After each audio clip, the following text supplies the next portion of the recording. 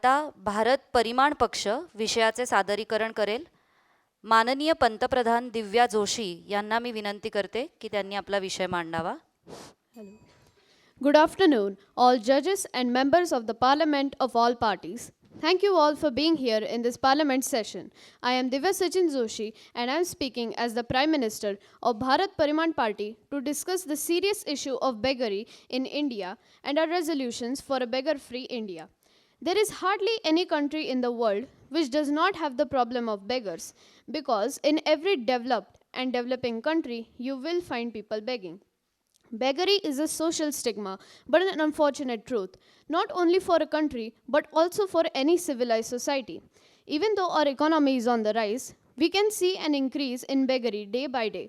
One question that we should all ask ourselves is, why is there beggary in our country, and what is the root cause which we as human beings can fix? While standing on a signal or passing by some place of worship, why do we see people asking for money in different forms?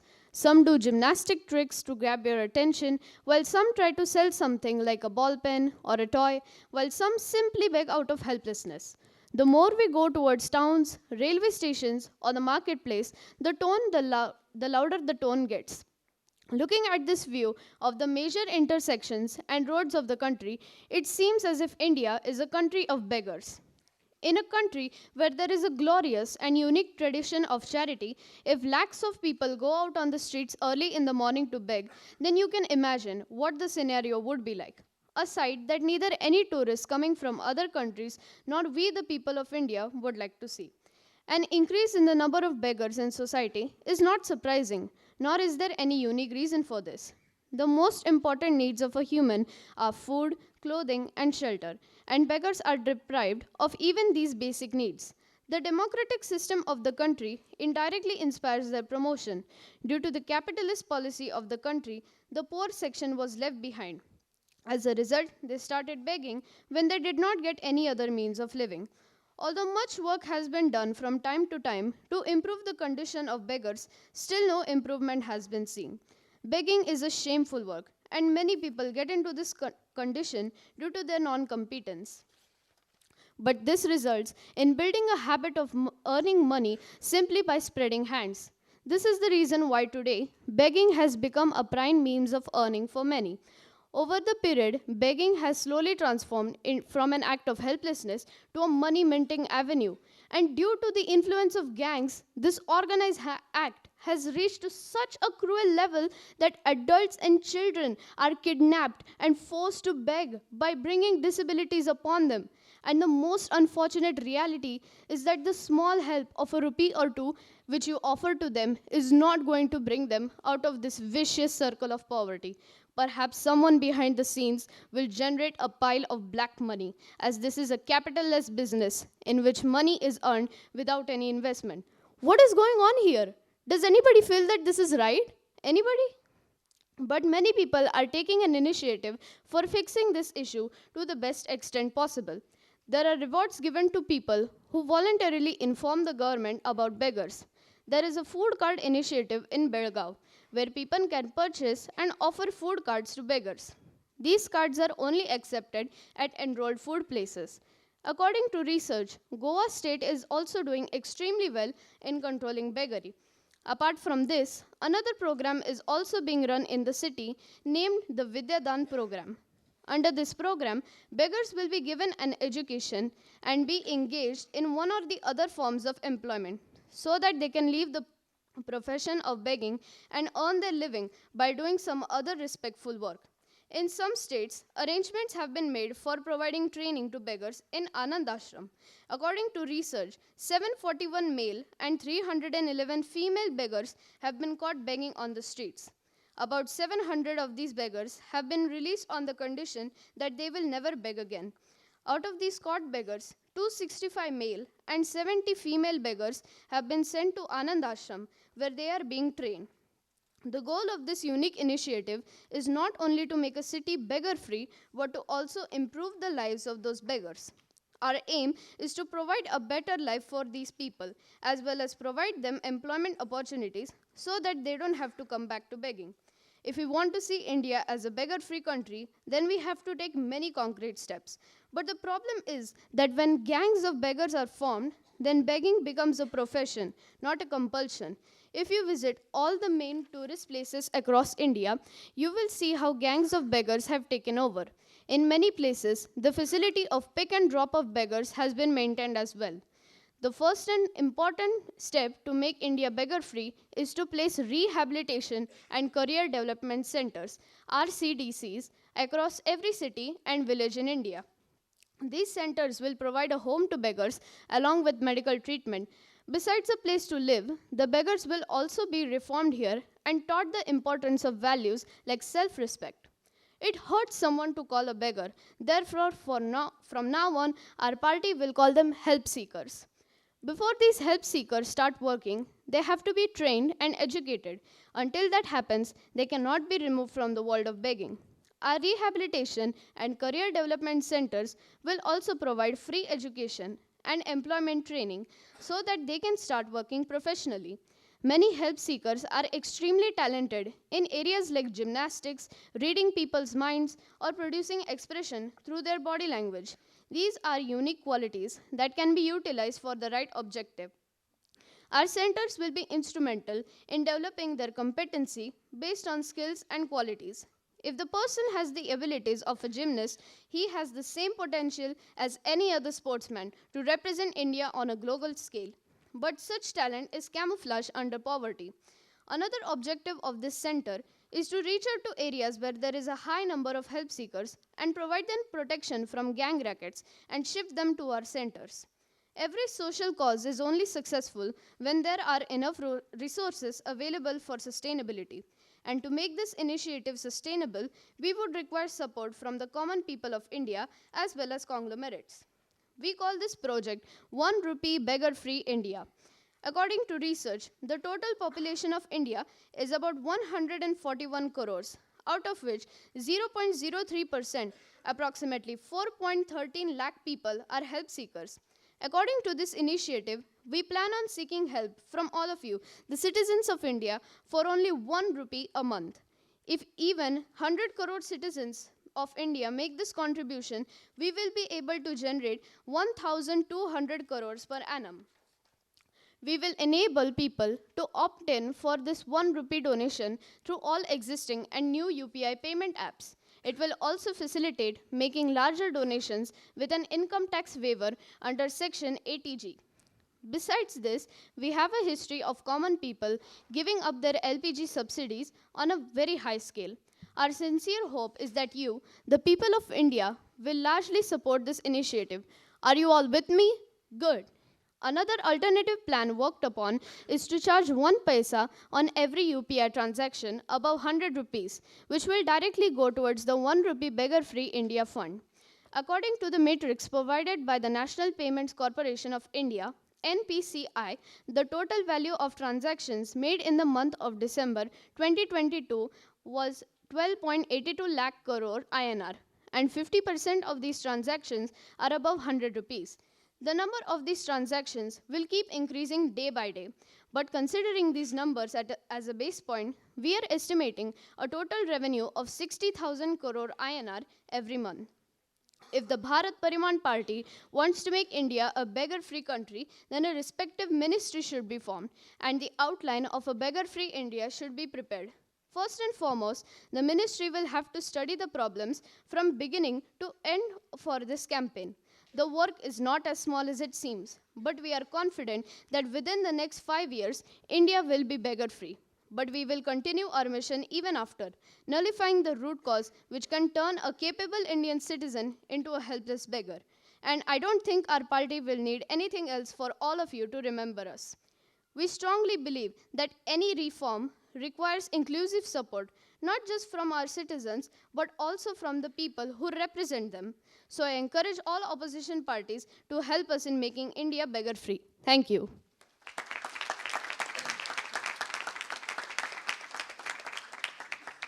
यानंतर प्रश्नोत्तरांची वेळ सुरू होत आहे. पक्षाच्या नावाची घोषणा केल्यानंतर त्याच पक्षाच्या प्रतिनिधीने आपला प्रश्न विचारावा. इंडियन यूथ पक्ष. Good evening, respected Prime Minister. I am Aboli Gozamunde from Indian Youth Party. And my question to you is that don't you think rather than giving help seekers free food or facilities, we should skill them so that they can find jobs? Also, I would like to suggest you something that rather than giving them free food or something, shouldn't you first develop their health facilities, then education, then provide them some jobs to eradicate unemployment, and then we can eradicate begging from this country? Bharat वितर्क पक्ष.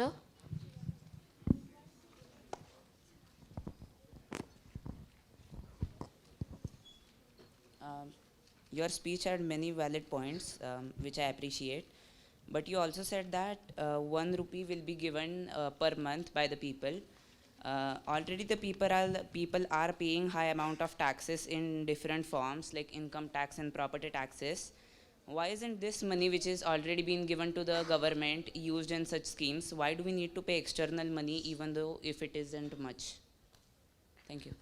Indian Republic पक्ष.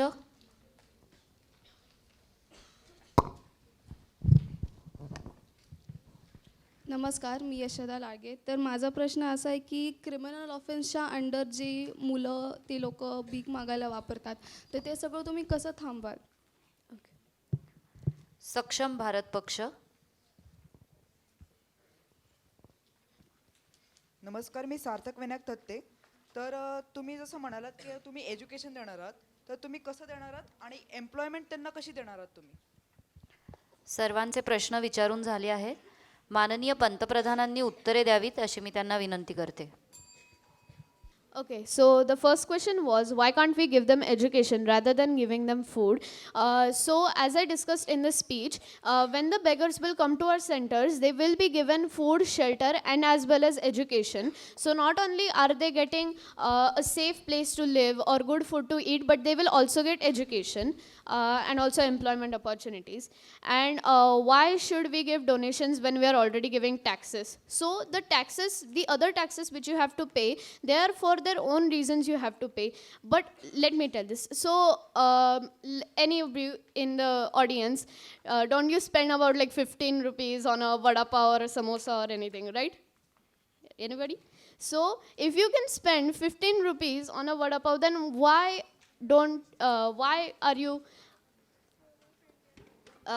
then what is the difference? Like if you can give 15 rupees for a vada pav, then why couldn't you give 1 rupee to make a country beggar free?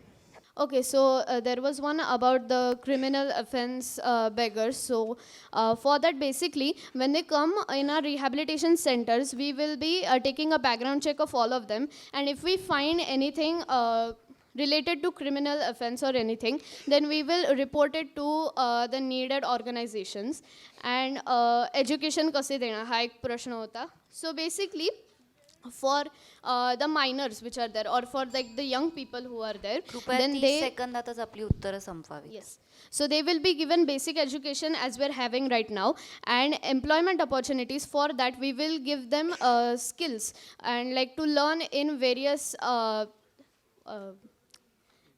fields, and then later if they are qualified then they will be given job opportunities. माननीय पंतप्रधानांची उत्तरे देऊन झाली आहेत. आता ज्यांनी प्रश्न विचारले आहेत त्या 5 खासदारांनी कृपया उभे राहावे. माननीय पंतप्रधान आणि खासदार यांना एकत्रित चर्चेसाठी 3 मिनिटांचा अतिरिक्त कालावधी देण्यात येत आहे. कृपया चर्चेस सुरुवात करावी. माझा असा प्रश्न आहे की एज्युकेशन कसं द्याल, पण तुम्ही जसं म्हणालात एज्युकेशन देणार आहात, पण त्याच्या पॉलिसीज काय असणार आहेत? Since we have the control of the government, we can talk with the educational board, and we can hire some teachers who will contribute in our rehabilitation centers, and then they will be able to teach the same syllabus which is going on right now to the young children which are in our centers. पण जर का ते def आणि जर का त्यांना काही दिसत नसेल तर त्याच्यावर तुम्ही काय करू शकता?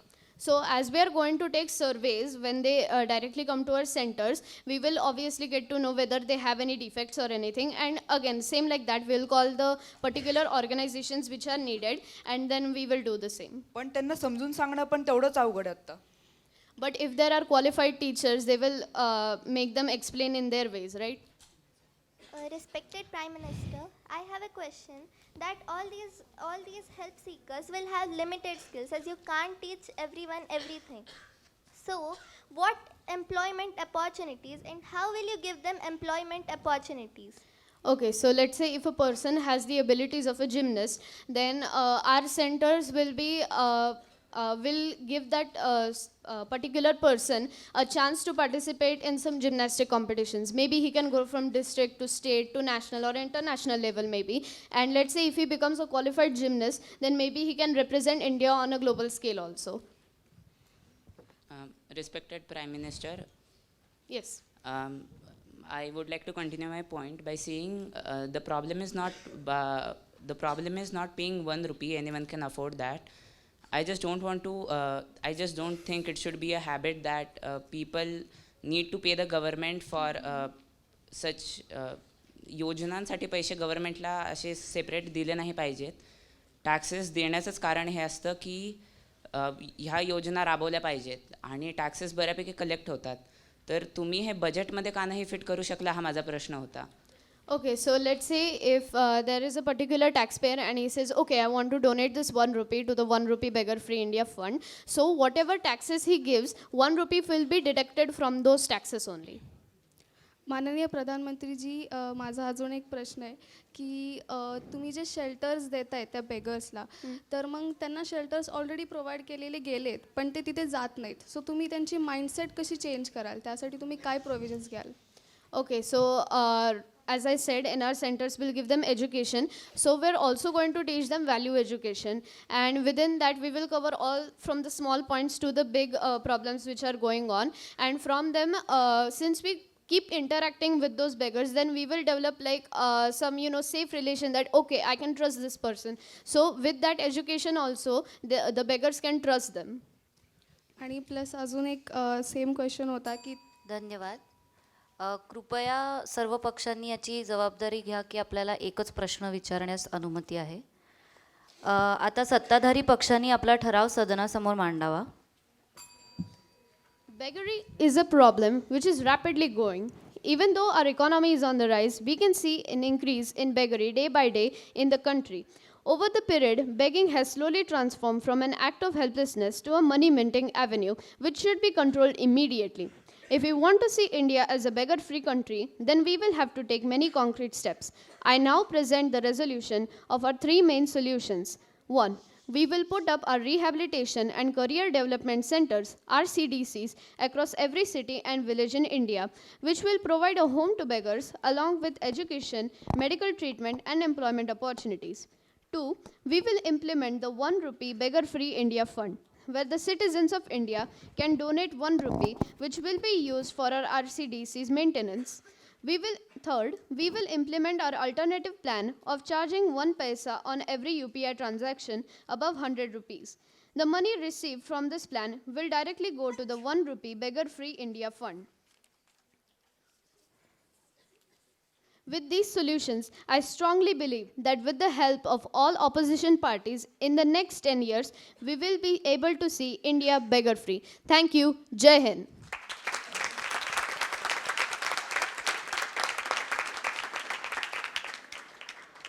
पंतप्रधानांनी मांडलेल्या ठरावावरील मतदानासाठीचा वेळ आता सुरू होत आहे.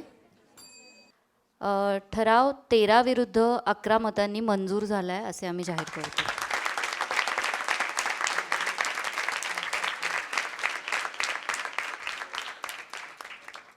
माननीय सभापतींना मी विनंती करते की त्यांनी सत्ताधारी पक्षाने मांडलेल्या विषयाबद्दल मार्गदर्शन करावे. Yeah, thank you so much. Indeed, it was very nice to hear the discussion. आणि BPPच्या ऑनरेबल प्राईम मिनिस्टरनी ज्या कन्व्हिक्शननी आणि ज्या क्लॅरिटी शी was very clear what she is talking about. So भरपूर जणांनी अपोज करायचा प्रयत्न केला, त्याचं म्हणजे मत खोडून काढायचा प्रयत्न केला, but she was confident, she was convinced about what she's talking about, and she had clear idea like how it is going to be implemented and how it is going to help India to become a beggar-free country. So really I congratulate you, and it was very nice presentation from your side. Very nice.